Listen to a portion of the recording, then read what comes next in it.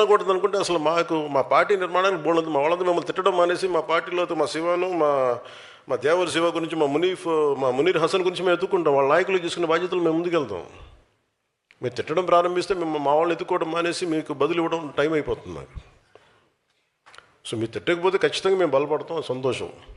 లేదు మీరు తిడతానంటే కూడా మేము తిట్టి మేము బలపడతాం. ఏదైనా మేము బలపడటం guarantee. Choice is yours. So నేను నాయకులకి నేనే బాధ్యత తీసుకున్నాను అంటే నాకు ఒక్కొక్క ఊరికి వెళ్తుంటే ఒక్కొక్కరికి అనిపిస్తుంది. ఎక్కడో మనోహర్ గారు నా పర్మిషన్ తీసుకొని నేను రాలేకపోతాను చెప్పారు కొద్ది రోజుల క్రితం. తలిపేసానమ్మా, ఎవరు వస్తున్నారు?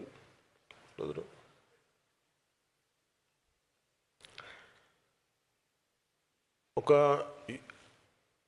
హుద్హుద్ తుఫాన్ అప్పుడు మేము వెళ్తూ ఉంటే మన శ్రీకాకుళంలో ఒక అబ్బాయి 22-23 ఉంటాయి. ఒక 10 కేజీలు బియ్యం కాదన్నా 10 సంవత్సరాల భవిష్యత్తు కావాలి. అంటే యువత తాలూకు కోపాలు, యువత తాలూకు వాళ్ళు ఏం అడుగుతున్నారు? జీవనం అడుగుతున్నారు. కేవలం మనం ఉచితాలు అడగట్లే యువత.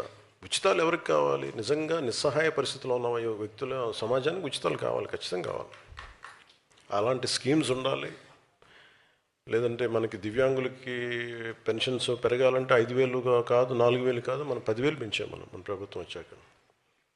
ఇలాంటివన్నీ ఉండాలి. ఎప్పుడు వెల్ఫేర్ స్కీమ్స్కి జనసేన ఎప్పుడు వ్యతిరేకం కాదు, ఉండాలి. కానీ వెల్ఫేర్ స్కీమ్స్ మీదే మనం ప్రభుత్వాన్ని నడిపేస్తాం, ఓట్లు వస్తాయంటే దాని మీద ఓట్లు పడవు అని అనటానికి క్లాసిక్ ఎగ్జాంపుల్ వైసీపీ. మేము బటన్ నొక్కేస్తాం, మీకు వెల్ఫేర్ స్కీమ్స్ పడతాయి, మీకు డబ్బులు వచ్చేస్తాయి అంటే కరెక్టే.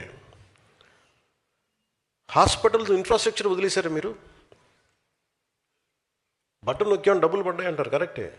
మీరు హాస్పిటల్ ఇన్ఫ్రాస్ట్రక్చర్ వదిలేశారు. గవర్నమెంట్ హాస్పిటల్స్ ఎక్కడున్నాయి ఇప్పుడు అంత అద్భుతంగా? ఇప్పుడు తప్పని పెడతా ఉన్నాం ఎన్డీఏ ప్రభుత్వం వచ్చాక. ఎన్ని గవర్నమెంట్ హాస్పిటల్స్కి వెళ్తే క్వాలిటీ అత్యంత అద్భుతంగా ఉంటుంది.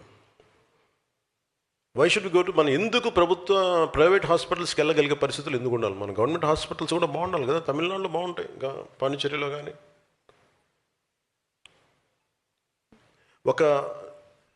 ఒక నిర్ణీతమైన ఒక పర్టికులర్ సంఖ్యాబలం ఉన్న జనాభాకి ఎన్ని హాస్పిటల్స్ ఉన్నాయి మనకి.